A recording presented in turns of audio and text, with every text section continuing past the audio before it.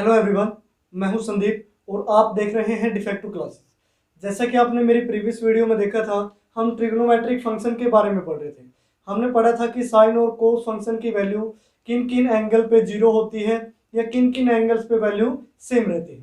उसके बाद हमने साइन ऑफ ट्रिग्नोमेट्रिक फंक्शन पढ़े थे कि कौन से क्वाड्रेंट में कौन सा फंक्शन पॉजिटिव होगा और कौन सा फंक्शन नेगेटिव होगा। तो आइए स्टार्ट करते हैं आज की वीडियो। जो हमारा नेक्स्ट टॉपिक है वो है limits to the values of trigonometric function. यानी कि जो ट्रिग्नोमेट्रिक फंक्शन है इनकी वैल्यूज की लिमिट कहाँ कहाँ तक होती है, मैक्सिमम वैल्यू क्या हो सकती है, मिनिमम वैल्यू क्या हो सकती है। अब उसके लिए जैसा कि प्रीवियस क्लास में हमने ये डायग्राम ड्रॉ किया था, एक यूनिट सर्कल लिया था, पी उसकी सर्कमफ्रेंस पे कोई भी पॉइंट था, एम हमने परपेंडिकुलर लिया था एक्स एक्सिस पे, ये डिस्टेंस ए थी बी थी। यानी कि ये सारी ये जो भी लिखा है ये हम प्रीवियस क्लास में पढ़ चुके हैं। आप प्रीवियस क्लास देख भी सकते हैं, अगर आपने नहीं देखी डिस्क्रिप्शन बॉक्स में उसका लिंक है, पहले आप प्रीवियस क्लास देखिए उसके बाद ही आप इस क्लास को देखिए। अब यहाँ से देखिए ये सारी चीजें मैं ऑलरेडी लिख चुका हूँ। जैसे लिखा है कि consider a unit circle would centre is at origin. अब ये यूनिट सर्कल है, सेंटर किस पे है, ओरिजिन पे है। पी कोई पॉइंट है इसकी सर्कमफ्रेंस पे और ओपी क्या है, रेडियस ऑफ द सर्कल जिसकी वैल्यू क्या है 1 यूनिट। उसके बाद जो ये पीएम है ये परपेंडिकुलर है एक्स एक्सिस पे। यहाँ ओएम की वैल्यू ए है, पीएम की वैल्यू क्या है बी। और ये दो इक्वेशन हमारे पास आई थी, a square plus b square equal to 1 और cos square x plus sine square x equal to 1। जहां कोस एक्स की वैल्यू क्या थी ए, यानी कि ए बाय 1 बेस बाय हाइपोटेन्यूज। इसी तरह साइन एक्स की वैल्यू क्या थी बी। अब सबसे पहले साइन एक्स का ही केस ले लेते हैं। अब साइन एक्स की वैल्यू किसके इक्वल आई थी हमारी बी के। अब यहाँ बी क्या था, y coordinate of point P, y coordinate of point P. अब हम यहाँ p को रोटेट करवा रहे थे, कभी उसकी पोजीशन a पॉइंट पे ले आते थे, कभी उसको b पॉइंट पे लेके जाते थे, कभी उसको c पॉइंट पे, कभी d पॉइंट को। यानी कि इस p को रोटेट करते हुए हम कंप्लीट रिवोल्यूशन यहाँ तक दोबारा उसी पॉइंट पे आ जाते हैं। a से स्टार्ट करते हैं, इस p पॉइंट को पहले a पे ले आते हैं, उसके बाद एक रेवोल्यूशन कंप्लीट किया, दोबारा से ए पे आ गए, दूसरा रेवोल्यूशन कंप्लीट किया, तीसरा। इस टाइप से मैंने आपको प्रीवियस क्लास में बताया था। लेकिन आपने नोट किया होगा क्या कहीं भी ये जो साइन एक्स की वैल्यू है वो 1 से ज्यादा हुई। 1 से ज्यादा क्यों नहीं होंगी, क्योंकि यार जो पॉइंटों की वैल्यू है, जो एंड पॉइंट्स हैं इसकी सर्कमफ्रेंस पे, अब उनके कोऑर्डिनेट क्या हो सकते हैं, या तो ज्यादा से ज्यादा 1 या फिर कम से कम क्या हो सकता है -1। तो यूनिट सर्कल में ऐसा ही था। तो जो यहाँ साइन एक्स की वैल्यू होगी, sine x equal to B, जो बी की वैल्यू है वो हमारे क्या आई थी, लेस देन इक्वल टू 1 और ग्रेटर देन इक्वल टू -1। यानी कि या तो वैल्यू वो -1 थी या फिर ज्यादा से ज्यादा वो 1 थी या फिर इनके बीच की वैल्यूज थी। अब बी किसके इक्वल है, साइन एक्स के। दिस मीन्स जो साइन एक्स की वैल्यू होगी वो भी क्या होगी, -1 से तो क्या होगी ग्रेटर देन इक्वल टू और +1 से क्या होगी लेस देन इक्वल टू। यानी कि साइन एक्स फंक्शन की वैल्यू कभी भी ना तो -1 से छोटी हो सकती और ना ही कभी भी 1 से बड़ी वैल्यू हो सकती है। ये साइन एक्स फंक्शन की क्या है, रेंज है, यानी कि -1 से लेके +1 तक। अब उसके बाद देखिए जो कोसिकेंट एक्स होता है, कोसिकेंट एक्स वो किसका रेसिप्रोकल होता है, साइन एक्स का। किसका रेसिप्रोकल होता है, साइन एक्स का। कोसिकेंट एक्स को हम क्या लिखते हैं, 1 बाय साइन एक्स। अगर साइन एक्स की वैल्यू -1 से +1 के बीच में है तो अब कोसिकेंट एक्स की वैल्यू क्या होगी, जो कोसिकेंट एक्स की वैल्यू क्या होगी, अब रेसिप्रोकल है तो उल्टा होगा। साइन एक्स की वैल्यू क्या है, -1 से बड़ी और इससे इक्वल है, तो यहाँ पे वैल्यू क्या होगी, -1 से लेस देन इक्वल टू। या फिर सेकंड कंडीशन क्या थी, कोसिकेंट एक्स की वैल्यू, अब देखो साइन एक्स की वैल्यू क्या है, लेस देन इक्वल टू 1 और कोसिकेंट एक्स की वैल्यू क्या होगी, ग्रेटर देन इक्वल टू 1। अब देखिए ऐसा मैंने क्यों लिखा, अब यहाँ इक्वल टू का साइन आएगा। अब यहाँ देखिए 1 बाय -1 से और +1 के बीच में हम कोई भी वैल्यू ले लेते हैं। लेट सपोज हमने वैल्यू ली 0.5, यानी कि कोई ऐसा एंगल है जहाँ साइन एक्स की वैल्यू क्या होती है 0.5। अब 1 को जब आप 0.5 से डिवाइड करोगे तो वैल्यू क्या आएगी 2। यानी कि कहीं भी साइन एक्स की वैल्यू अगर आप -1 से 1 तक या इसके बीच में आप वैल्यू लेते हैं तो कोसिकेंट एक्स की वैल्यू कभी भी -1 से, यानी कि -1 और +1 के बीच में कभी भी नहीं आएगी, क्योंकि वहां क्या एग्जिस्ट करता है, साइन एक्स। तो जो कोसिकेंट एक्स की वैल्यू होगी वो क्या होगी, लेस देन इक्वल टू -1 या फिर ग्रेटर देन इक्वल टू 1। यानी कि आप ये बोल सकते हो जो कोसिकेंट एक्स की वैल्यू होगी वो सारे रियल नंबर हो सकते हैं, लेकिन क्या उसमें से क्या ना हो, हम कौन सा इंटरवल माइनस करेंगे, -1 to 1 का ओपन इंटरवल, यानी कि इसमें -1 और 1 काउंट नहीं होगा, क्योंकि कोसिकेंट एक्स की वैल्यू 1 और -1 हो सकती है।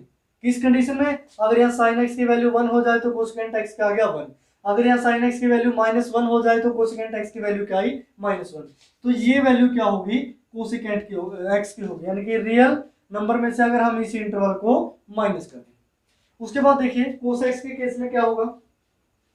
अब इसी तरह जो कोस एक्स की वैल्यू थी वो किसके इक्वल थी, ए के इक्वल, तो हम यहां लिखते हैं कोस एक्स इक्वल टू क्या था, ए।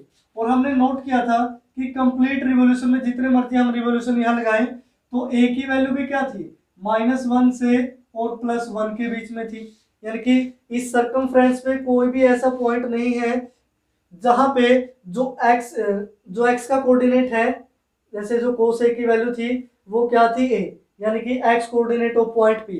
अब कहीं पे भी इस सर्कमफ्रेंस पे p ऐसा पॉइंट नहीं है जहां x का कोऑर्डिनेट -1 से छोटा हो और 1 से क्या हो, बड़ा हो। तो a की वैल्यू कहाँ एग्जिस्ट करती है, -1 to 1। अब a किसके इक्वल है, कोस x के, तो जो कोस x की वैल्यू है वो कहाँ एग्जिस्ट करेगी, -1 से लेके +1 तक, यानी कि कोस एक्स की वैल्यू होगी ग्रेटर देन इक्वल टू -1 और लेस देन इक्वल टू +1।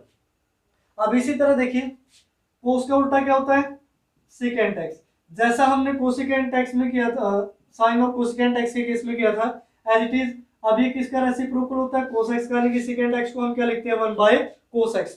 तो जो सेकेंट एक्स की भी वैल्यू वो क्या होगी, सेम एज इट इज जैसे कोसिकेंट एक्स की हुई, वहां क्या था, रियल में से अगर हम -1 to 1 का इंटरवल माइनस कर दें, तो इस टाइप से सेकेंट एक्स की वैल्यू कहां तक लाई करेगी, रियल नंबर में से अगर -1 से 1 माइनस कर दें, यानी कि वो कोई भी रियल वैल्यू हो सकती है, लेकिन -1 से +1 के बीच में कभी भी वैल्यू नहीं होगी।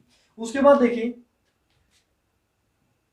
ये जो a और b थे, here a and b can take any numerical value। अब ये जो a और b थे, यहाँ पे a और b, अब a और b की वैल्यू कुछ भी न्यूमेरिकल वैल्यू हो सकती है, कोई भी रियल नंबर हो सकता है, कोई भी न्यूमेरिकल वैल्यू हो सकती है। तो जो टेंजेंट x का केस होगा, यानी कि टेंजेंट x की वैल्यू क्या होगी, sin x बाय में cos x। अब sin x की वैल्यू क्या है, ध्यान से देखिए यहाँ sin x की वैल्यू b डिवाइड में a, यानी कि b बाय a, और b और a कोई भी न्यूमेरिकल वैल्यू ले सकते हैं। तो जो टेंजेंट x की वैल्यू होगी वो क्या होगी, कोई भी एनी न्यूमेरिकल वैल्यू, या आप लिख सकते हैं एनी न्यूमेरिकल वैल्यू, या फिर कोई भी रियल वैल्यू हो सकती है। सेम एज इट इज किसका केस आएगा, कोट एक्स का। अब कोट एक्स को क्या लिखेंगे, 10 को b बाय a लिखा था तो इसको हम क्या लिखेंगे, a बाय b, और ये a बाय b भी क्या हो सकती है, कोई भी न्यूमेरिकल वैल्यू हो सकती है। यानी कि इस तरीके से हम जो सारे के सारे ट्रिग्नोमेट्री फंक्शन हैं उनकी वैल्यूज को हमने देखा कि कहां से कहां तक हो सकती है। अब हम पढ़ते हैं domain and range of the trigonometric function. उसके बाद देखिए domain and range of trigonometric function. अब इनकी डोमेन और रेंज को हम कैसे डिफाइन करते हैं, कैसे उनकी वैल्यू निकालते हैं। अब यहाँ देखिए मैंने फर्स्ट जो कॉलम है उसमें फंक्शन लिख लिए हैं, y equal to sine x, cos x, cosecant x, ये सारे। अब यहाँ जो x है ये क्या है, इनपुट वेरिएबल। x क्या है, इनपुट वेरिएबल। इनपुट का मीनिंग है डोमेन केस, यानी कि x का मीनिंग है हम यहाँ क्या क्या वैल्यू पुट कर सकते हैं, और जो y है वो क्या है, आउटपुट वेरिएबल, यानी कि x की वैल्यू पुट करने पे हमें y की वैल्यू क्या मिलती है। लेट सपोज यहाँ 30 डिग्री हमने पुट किया x को, तो वो 30 डिग्री क्या है, इनपुट वैल्यू, और 30 डिग्री पुट करने के बाद जो y की वैल्यू आई है वो क्या आई है, आउटपुट वैल्यू। इसी तरह हम डोमेन को भी क्या बोलते हैं, इनपुट वैल्यू, यानी कि हम क्या क्या वैल्यू फंक्शन में पुट कर सकते हैं, और उसके बाद वो वैल्यू पुट करने के बाद जो भी आउटपुट वैल्यू आती है, जो भी हमें रिजल्ट मिलता है उसको हम क्या बोलते हैं, रेंज, यानी कि आउटपुट वैल्यू। अब यहां से देखिए साइन एक्स में हम एक्स की जगह क्या क्या पुट कर सकते हैं। अब अगर इस पी पॉइंट को हम इस पूरी सर्कमफ्रेंस पे रोटेट करवाते हैं, क्या कहीं कोई ऐसा पॉइंट मिलता है कि जहां पे साइन एक्स फंक्शन डिफाइंड ना हो, यानी कि ये जो b की वैल्यू है sine x equal to b, ये एग्जिस्ट ही ना करे, कि इस सर्कमफ्रेंस पे क्या कहीं आपको ऐसा पॉइंट दिख रहा है कि जहां पे ये जो y कोऑर्डिनेट है p का, इसकी वैल्यू एग्जिस्ट ही ना करती हो। ऐसा तो हो ही नहीं सकता, यानी कि इस p पॉइंट को कहीं भी हम टिक करेंगे तो वहां कुछ ना कुछ y की वैल्यू तो जरूर होगी, चाहे वो 0 हो, चाहे वो नेगेटिव हो या फिर पॉजिटिव हो। This means domain of sine x वो क्या होगी, ऑल रियल नंबर। क्या होगी, ऑल रियल नंबर, या फिर इसको सिर्फ और सिर्फ आप r से लिख सकते हैं। r का भी मीनिंग क्या होता है, रियल नंबर। इन दोनों में से कोई भी एक यूज कर सकते हैं। अब इसी तरह cos x की वैल्यू क्या आई थी, a। अब p पॉइंट को इस सर्कमफ्रेंस पे घुमाते रहिए, क्या कहीं भी आपको p पॉइंट का जो x कोऑर्डिनेट की वैल्यू है a, वो ये हो सकता है कि अनडिफाइंड हो, वहां हो ही नहीं, a की वैल्यू हो ही नहीं सकती हो। ऐसा कोई भी पॉइंट नहीं है। इस सर्कमफ्रेंस पे जितने भी पॉइंट लाई करते हैं वहां x की वैल्यू कुछ ना कुछ जरूर होगी, चाहे वो पॉजिटिव हो, नेगेटिव हो या फिर 0 हो। तो यहां से देखिए जो cos x की भी जो डोमेन आई है वो क्या आई है, ऑल रियल नंबर। तो मैंने यहाँ क्या लिख दिया, रियल लिख दिया, या फिर इसको हम r लिख के छोड़ सकते हैं, यानी कि ऑल रियल नंबर, इसका मीनिंग ये होगा। उसके बाद कोसिकेंट एक्स। अब कोसिकेंट एक्स देखो, कोसिकेंट एक्स को हम क्या लिखते हैं, 1/sin x। क्या लिखते हैं, 1/sin x। अब देखो ये कहां कहां पे फंक्शन डिफाइन होगा। अगर यहाँ sin x की वैल्यू क्या हो जाती है 0, तो यहाँ हम y की वैल्यू ही नहीं निकाल पाएंगे। यानी कि अगर sin x की वैल्यू जिस भी वैल्यू पे 0 होती है, यानी कि x इक्वल टू क्या होगा, n पाई। अगर यहाँ x की वैल्यू n पाई हो जाती है तो कोसिकेंट फंक्शन क्या हो जाता है, अनडिफाइंड। यानी कि उस इनपुट वैल्यू पे फंक्शन की वैल्यू एग्जिस्ट ही नहीं करती, तो यानी कि वो पॉइंट इसके डोमेन केस में नहीं हो सकता। तो इसकी डोमेन क्या होगी, अब यहां से देखेंगे x, मैं सेट बिल्डर फॉर्म में लिख रहा हूं, फर्स्ट चैप्टर पढ़ चुके हैं। x की वैल्यू क्या हो, कोई भी रियल वैल्यू हो, यानी कि x belongs to real value, लेकिन क्या ना हो, x नॉट इक्वल टू ना हो n पाई, यानी कि x की वैल्यू नॉट इक्वल हो n पाई के, n पाई के इक्वल ना हो, जहां n क्या है, इंटीजर। अब इतना समझ में आया। अब मैंने ऐसा क्यों लिखा कि x की वैल्यू सारे रियल नंबर हो सकते हैं लेकिन n पाई नहीं हो सकती, यानी इनकी n पाई का मल्टीपल नहीं हो सकता, क्योंकि यहाँ देखिए अगर n पाई वैल्यू हो जाती है तो इसको हम क्या लिखते हैं, 1/sin x। तो 1/0 ये कौन सी फॉर्म में चला जाएगा, अनडिफाइंड। यानी कि n पाई एक ऐसा पॉइंट है जहां कोसिकेंट x की वैल्यू क्या होती है, अनडिफाइंड। तो जो कोसिकेंट x फंक्शन है उसकी डोमेन क्या होगी, x belongs to real number, जहां x की वैल्यू नॉट इक्वल हो n पाई और n की वैल्यू क्या है यहाँ, इंटीजर। उसके बाद देखिए सेकेंट एक्स, सेकेंट एक्स को हम क्या लिखते हैं, कोस एक्स। यानी कि ये फंक्शन कहाँ डिफाइन नहीं होगा। अब जहां पे भी कोस एक्स की वैल्यू क्या हो गई, 0, यानी कि कौन सी फॉर्म में चला जाएगा, 1/0 अनडिफाइंड। अब उस पॉइंट पे हम ये जो सेकेंट एक्स है इसकी वैल्यू नहीं निकाल सकते। तो वो ऐसा कौन सा पॉइंट है जहां कोस एक्स फंक्शन डिफाइन ना हो। अब इसी तरह सेट बिल्डर फॉर्म में लिखेंगे कि यहाँ x की वैल्यू कोई भी रियल वैल्यू आप पुट कर सकते हैं, लेकिन x की वैल्यू क्या ना हो, 2n + 1 इंटू π/2 ना हो, और जहां n किससे बिलोंग करता है, इंटीजर से। क्योंकि यही एक ऐसा एंगल है जहां cos x की वैल्यू क्या होती है, 0। अगर cos x की वैल्यू 0 हुई, दिस मीन्स सेकेंट x की वैल्यू वहां एग्जिस्ट ही नहीं करेगी। तो उसके बाद देखिए टेंजेंट x और कोट x की वैल्यू क्या होगी। टेंजेंट एक्स में देखिए डोमेन केस में टेंजेंट एक्स को हम लिखते हैं sin x by cos x, sin x by cos x। अब यहाँ पे भी अगर cos x की वैल्यू 0 हो गई तो ये क्या हो जाएगा, sin बाय 0, sin की वैल्यू चाहे जो मर्जी हो। अब sin बाय 0 क्या हो गया, अनडिफाइंड वैल्यू, यानी कि जहां cos x की वैल्यू 0 होगी वहां टेंजेंट जो टेंजेंट फंक्शन है वो कभी भी डिफाइन नहीं हो सकता।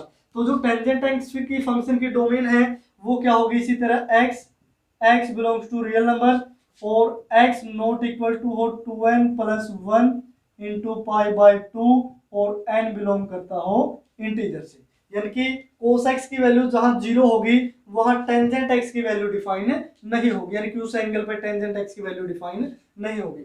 उसके बाद देखिए कोट x का केस है, इसको हम क्या लिखेंगे, cos x by sin x, cos x by sin x।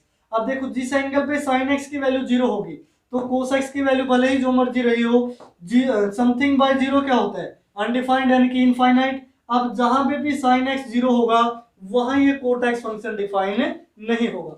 तो इसकी डोमेन में हम क्या लिखेंगे, x belongs to real number और x की वैल्यू क्या ना हो, नॉट इक्वल टू हो n पाई के, जहां n क्या है, इंटीजर है, n कोई भी क्या है, इंटीजर है।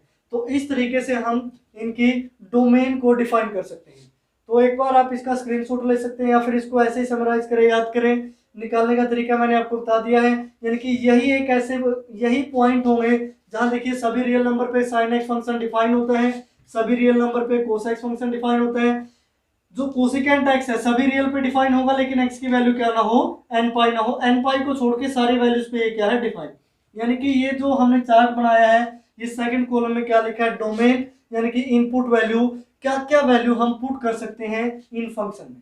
उसके बाद देखिए रेंज, यानी कि ये सारी वैल्यूज पुट करने के बाद ये जो फंक्शन है क्या वैल्यू देंगे हमें, y की वैल्यू क्या मिलेगी, y क्या था, आउटपुट वेरिएबल। यानी कि x की वैल्यू अगर हम यहाँ पे साइन एक्स फंक्शन में x की वैल्यू हम कोई भी रियल नंबर पुट करें तो साइन x क्या वैल्यू देगा, यानी कि y की वैल्यू क्या होगी। अभी हमने लिमिट ऑफ फंक्शन में पढ़ा था क्या हो सकती है, -1 to 1, और इंटरवल कौन सा होगा, क्लोज, क्योंकि -1 भी हो सकती है 1 भी हो सकती है, -1 भी हो सकती है 1 भी हो सकती है। सेम इसी तरह कोस एक्स की भी रेंज हमने क्या पढ़ी थी, -1 to 1। ये होती है साइन एक्स और कोस एक्स फंक्शन की रेंज, यानी कि जो sign x cos x function है कभी भी -1 से छोटी वैल्यू नहीं देगा और +1 से बड़ी वैल्यू नहीं देगा। उसके बाद देखिए कोसिकेंट एक्स की वैल्यू। अब कोसिकेंट एक्स की रेंज क्या क्या हो सकती है, अब इनमें से हम ये जो भी डोमेन है, जो भी एक्स की वैल्यू पुट करें। अभी मैंने क्या बताया था, जो limit of the trigonometric function, इससे जो प्रीवियस टॉपिक था उसमें बताया था कि जो कोसिकेंट एक्स की वैल्यू है वो कहां से कहां तक हो सकती है, रियल वैल्यू हो सकती है कोई भी, लेकिन वो उसमें क्या ना हो, -1 से 1 का ओपन इंटरवल ना हो। यानी कि उन रियल नंबर में से हमने क्या माइनस कर दिया, -1 से और +1 के बीच की वैल्यू नहीं हो सकती और कोई भी वैल्यू हो सकती है। ये रीजन मैं पीछे बता चुका हूँ। इसी तरह सेकेंड एक्स की रेंज क्या होगी, रियल में से अगर आप -1 to 1 माइनस कर दें। अब उसके बाद बात आती है टेंजेंट एक्स और कोट एक्स की। अब डोमेन में तो हमने डिफाइन कर लिया कि ये जो पॉइंट्स है ये इनके क्या होंगे, डोमेन होंगे, ये एक्स की वैल्यू होगी। अब रेंज केस में देखिए ए और बी क्या है, कोई भी न्यूमेरिकल वैल्यू हो सकती है, कोई भी रियल वैल्यू हो सकती है। अगर ए और बी रियल वैल्यू है तो टेंजेंट एक्स किसके इक्वल है, ए बाई बी के, यानी कि y equal to tangent x equal to A by B. यानी कि वो जो ए और बी की वैल्यू क्या है, कोई भी रियल वैल्यू, तो इस केस में जो रेंज होगी वो क्या होगी, ऑल रियल नंबर। इसी तरह कोट के केस में भी क्या हो गया, ऑल रियल नंबर। यानी कि जो टेंजेंट और कोट एक्स की वैल्यू है वो कुछ भी आ सकती है रियल नंबर में से, समझ में आया। अब ऑल रियल नंबर का मीनिंग क्या होता है, -∞ से +∞ तक इनकी वैल्यू कहीं भी एग्जिस्ट करेगी। तो जो टेंजेंट एक्स और कोट एक्स फंक्शन की रेंज हुई वो क्या हुई, -∞ to +∞। यहाँ ऑल रियल लिखा है, इसमें भी आप लिख सकते हो डोमेन केस में जो साइन एक्स है, यहाँ डोमेन वैल्यू क्या होगी, यानी कि इसकी डोमेन क्या होगी, -∞ to +∞ आप लिख सकते हो, या फिर ऑल रियल नंबर लिख सकते हो यहाँ, क्योंकि ऑल रियल नंबर का मीनिंग ही क्या होता है, -∞ to +∞। तो ये थी इनकी डोमेन और रेंज, जो कि मोस्ट इंपॉर्टेंट है क्लास 12th के लिए भी, आगे आप ग्रेजुएशन करोगे उसके लिए भी, और +1 में तो ये मोस्ट इंपॉर्टेंट है। उसके बाद देखिए variation in the values of trigonometric function in different quadrant, यानी कि अलग अलग क्वाड्रेंट में क्या क्या वेरिएशन आता है ट्रिग्नोमेट्रिक फंक्शन की वैल्यूज में, यानी कि कितना वो इंक्रीज होती है, कहाँ वो डिक्रीज होती है, किस क्वाड्रेंट में क्या चेंज आता है हर एक वैल्यूज में। अब यहाँ देखिए मैंने कुछ वैल्यूज लिखी है जो प्रीवियस क्लास में हमने पढ़ी थी। sin 0 की वैल्यू हमने निकाली थी π/2 की, पाई पे 3π/2 और यहाँ 2π।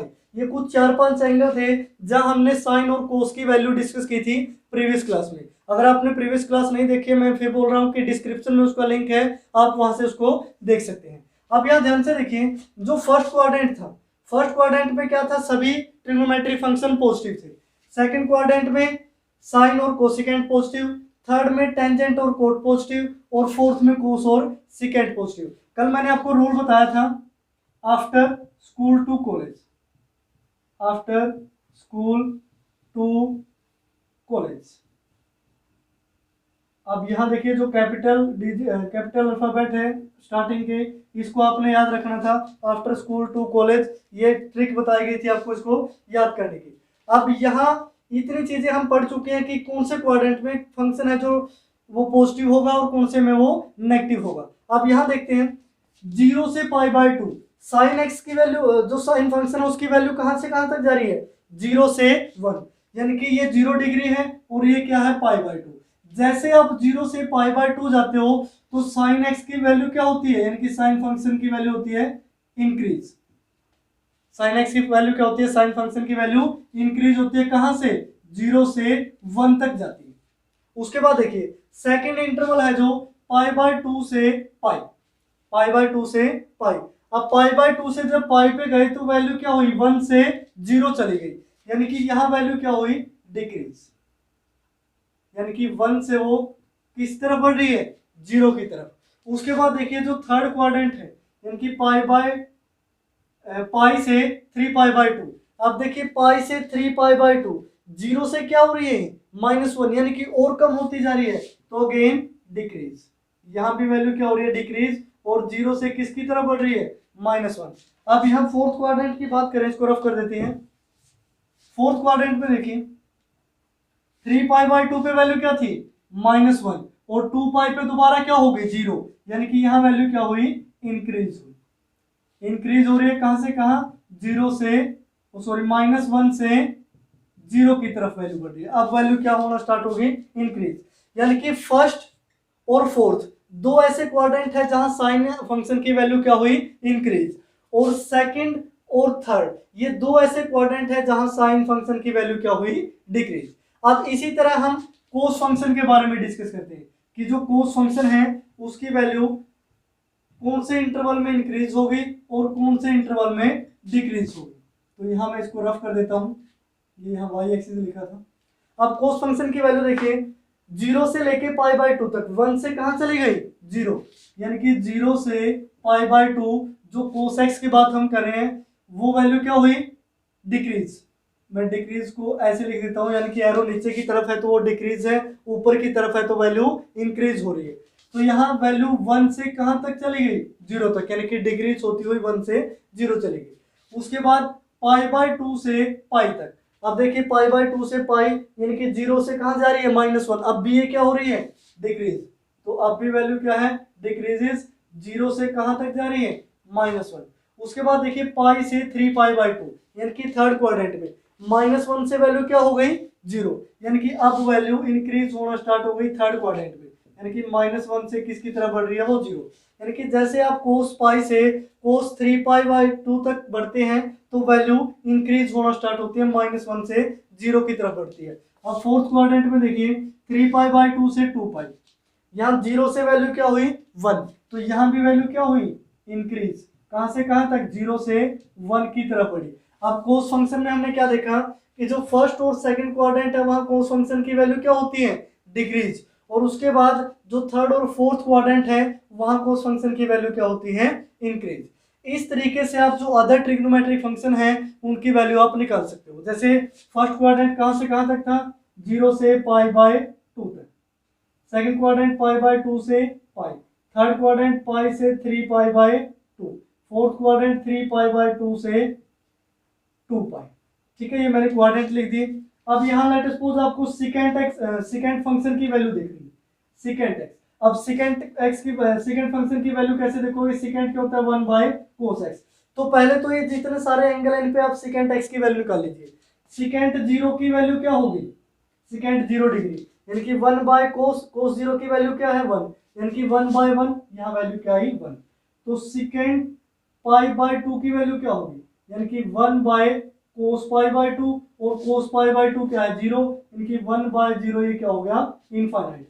तो हमने देखा कि 0 से π/2 जब हम फर्स्ट क्वाड्रेंट में मूव करते हैं 0 से लेके π/2 तक, यानी कि हाँ फर्स्ट क्वाड्रेंट में जो सेकेंड एक्स की वैल्यू हुई वो क्या हुई, 1 से इनफाइनाइट चली गई, 1 से डायरेक्ट क्या चली गई, इनफाइनाइट, यानी कि वैल्यू क्या हुई, इंक्रीज। इसी तरह आप जो अदर क्वाड्रेंट है वहां भी सेकेंड एक्स को भी चेक कर सकते हो, इसी तरह आप कोसेकेंट एक्स को भी चेक कर सकते हो, इसी तरह आप साइन और जो टेंजेंट और कोट रहते हैं उनको भी चेक कर सकते हो। अब टेंजेंट एक्स की वैल्यू क्या होगी, sine x by cos x. मैं एक टेंजेंट को और बता देता हूँ, हमें 0 पे वैल्यू चेक करनी है तो ये दोनों जगह, हर जगह एक्स की जगह हम क्या लिख देंगे, 0। अब साइन 0 की वैल्यू 0 डिवाइड में कोस 0 की वैल्यू 1, तो टेंजेंट 0 की वैल्यू क्या है, 0/1, यानी कि ये क्या आ गया, 0। इसी तरह टेंजेंट π/2 की वैल्यू रखते हैं, यानी कि साइन π/2 1, डिवाइड में cos पाई बाय 2 0, 1/0 क्या हो गया, इनफाइनाइट। तो 0 से लेके पाई बाय 2 तक जो टेंजेंट फंक्शन की वैल्यू आई है, टेंजेंट एक्स की जो वैल्यू आई है 0 से पाई बाय 2 पे, वो वैल्यू क्या आई, 0 से कहां तक चली गई, इनफाइनाइट तक, यानी कि ये टेंजेंट फंक्शन की वैल्यू क्या हुई, इंक्रीज हुई। तो आप इस तरीके से हर एक ट्रिग्नोमेट्रिक फंक्शन की वैल्यू चेक कर सकते हैं कि कौन से क्वाड्रेंट में वो इंक्रीज हो रही है, कौन से क्वाड्रेंट में डिक्रीज हो रही है। ये बुक में आपके पास टेबल भी गिवन है, आप वहां से भी देख सकते हैं, या फिर आपको यहाँ जो स्क्रीन पे टेबल दिखाई दे रही है यहाँ से भी आप चेक कर सकते हैं। इस टेबल में हर जगह लिखा है कि कौन से क्वाड्रेंट में किस ट्रिग्नोमेट्रिक फंक्शन की वैल्यू इंक्रीज होती है और किस ट्रिग्नोमेट्रिक फंक्शन की वैल्यू डिक्रीज होती है। अब इसके साथ ही आपको स्क्रीन पे ट्रिग्नोमेट्रिक वैल्यूज दिखाई दे रही होंगी 0 to 360। अब आप यहाँ जो 0 से 360 तक की वैल्यूज है इनको भी आप याद कर लीजिए। अब ये वैल्यू कैसे आई वो मैं प्रीवियस क्लास में बता भी चुका हूँ, आप वैल्यू निकाल भी चुके हैं। जैसे साइन और कोस की हर एक एंगल पे हमने वैल्यू निकाली थी, इस तरीके से आप साइन और कोस की अदर एंगल पे भी वैल्यू निकाल सकते हो। अगर हमारे पास साइन और कोस की वैल्यू आ गई, दिस मीन्स सभी ट्रिग्नोमेट्रिक फंक्शन की वैल्यू आ गई, क्योंकि साइन और कोस से ही क्या बनता है, सिकेंट, कोसिकेंट, टेंजेंट और कोट, यानी कि हर एक का रिलेशन किसके साथ है, साइन और कोस के साथ। तो साइन और कोस की वैल्यू है जो वो मोस्ट इंपोर्टेंट है इन टेबल्स में। पहले मैंने आपको क्या कौन सी टेबल दिखाई थी, वेरिएशन ऑफ द वैल्यूज। अब आपकी स्क्रीन पे कौन सी टेबल है, ट्रिग्नोमेट्रिक वैल्यूज, यानी कि कौन से एंगल पे कौन सी वैल्यू होगी ट्रिग्नोमेट्रिक फंक्शन की। साइन कोस ये 6 के से ट्रिग्नोमेट्रिक फंक्शन आपको दिख रहे हैं। अगर मैं यहाँ 3 भी दिखा देता तब भी आप लास्ट 3 की वैल्यू आप निकाल सकते थे। तो इस तरीके से आप जो सारी वैल्यूज हैं वो निकाल सकते हो ट्रिग्नोमेट्रिक वैल्यूज, और इस तरीके से आप इसका वेरिएशन देख सकते हो।